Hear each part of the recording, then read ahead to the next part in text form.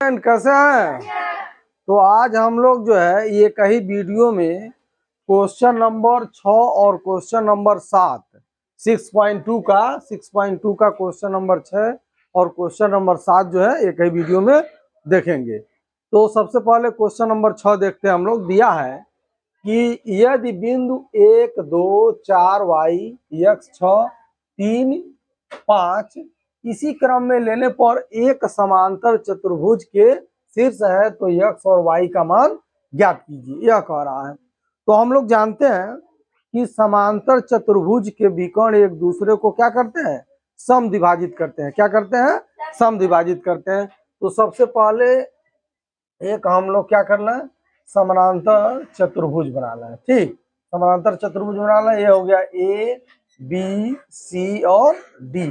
तो इसका यह और इसका विकर्ण, यह दोनों विकर्ण ए सी और बी डी यह जहां काटते हैं यह बिंदु पी है। तो यहाँ पर क्या है, यह और यह दूरी बराबर होती है और यह दूरी बराबर होती है। तो इन बिंदुओं को लिख लिया जाए। पहला बिंदु हो गया ए के जगह पर हम लिख लेते हैं 1 और 2, बी के जगह पर हम लोग लिख लेते हैं 4 और y, ठीक है, और सी के जगह पर लिख लेते हैं x और 6, ठीक। उसके बाद लिख लेते हैं डी के जगह पर कितना लिख लेते हैं 3 और 5, ऐसा लिख लेते हैं।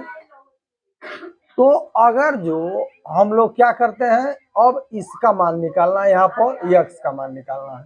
ठीक, मान लिए कि यह p का कोऑर्डिनेट क्या है, x और y है। ठीक, तो कैपिटल एक्स वाई माना जाए क्योंकि इस्तेमाल दिया इसमें कैपिटल एक्स और कैपिटल वाई है। ठीक, तो यहाँ पर कैपिटल एक्स बराबर हो जाएगा क्या, यह और प्लस यह, अब बटे क्या कर देंगे, 2 कर देंगे। ये हो जाएगा 1 प्लस क्या हो गया 1 प्लस एक्स बाई 2 कर देंगे। ठीक, इसी तरह से अब इसमें भी क्या होगा, यह भी जो है इसका और इसका धन, यह किसके बराबर हो जाएगा, यह बराबर हो जाएगा क्या, यह बराबर हो जाएगा 3 अधन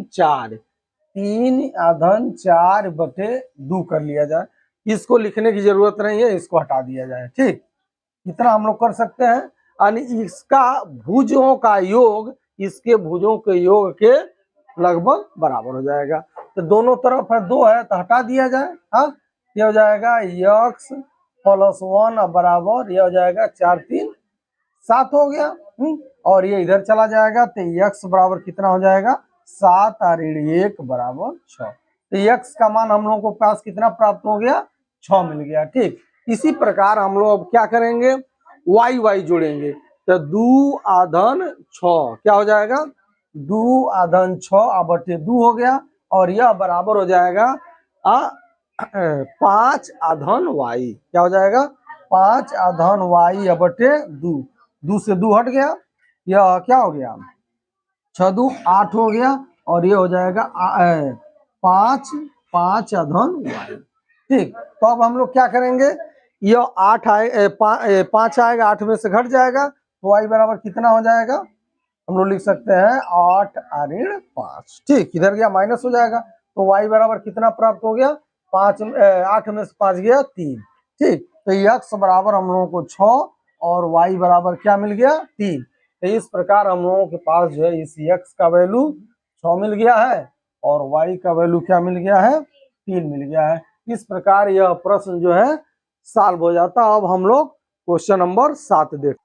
तो अब हम लोग क्वेश्चन नंबर जो है 7 देखते हैं। इसमें दिया है बिंदु ए के निर्देशांक ज्ञात कीजिए जहां ए बी वृत्त का व्यास है और जिसका केंद्र जो है 2 और ऋण 3 है तथा बी के निर्देशांक कितना है। एक रफ डायग्राम बना लेते हैं। मान लिया यह क्या है, वृत्त है और इसका केंद्र जो है क्या है, ओ है, इसका केंद्र ओ है। ठीक, और इसका व्यास क्या है, ए बी है, व्यास क्या है, ए बी है।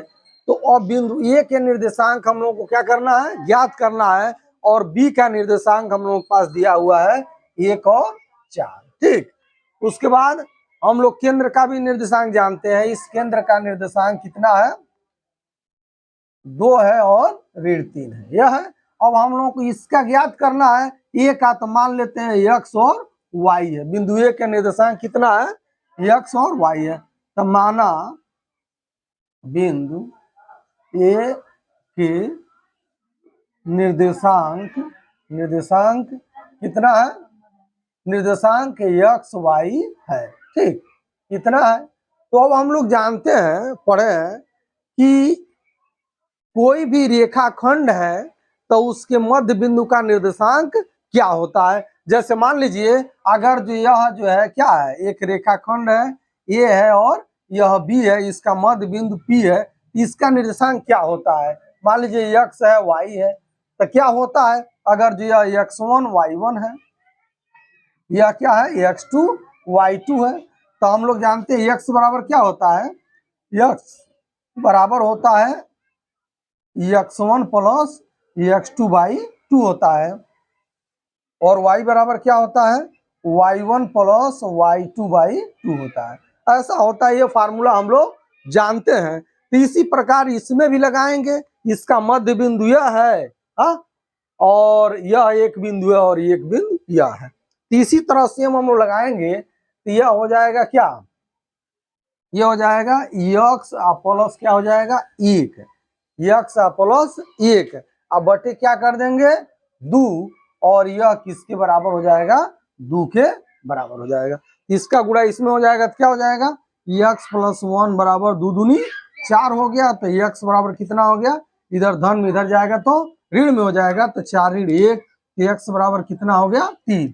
यहाँ पर x का मान कितना हो गया 3। इसी प्रकार अब हम लोग क्या करेंगे, y को जोड़ेंगे तो यह हो जाएगा y प्लस ये हो जाएगा 4/2 बराबर कितना हो जाएगा ऋण 3 के, ठीक। तो इसका गुणा इसमें हो जाएगा, तो y या धन 4 बराबर 3 दूनी कितना हो गया 6, कितना हो गया ऋण 6 हो गया, और यह y बराबर हो गया, यह धन में इधर जाएगा तो ऋण में हो जाएगा, तो ऋण 6 ऋण 4, तो y बराबर कितना हो जाएगा 6 4 10 ऋण 10 हो जाएगा। यहाँ पर y का जो मान आया कितना हो जाएगा ऋण 10, ठीक। तो अब इस प्रकार जो हम लोगों ने बिंदु माना है, बिंदु ए के निर्देशांक एक्स वाई है, कितना हो जाएगा 3 और ऋण 10 हो जाएगा। इस प्रकार इस बिंदु का कोऑर्डिनेट हम लोगों ने क्या किया, फाइंड आउट कर लिया है। इस प्रकार यह प्रश्न जो है सॉल्व हो जाता है।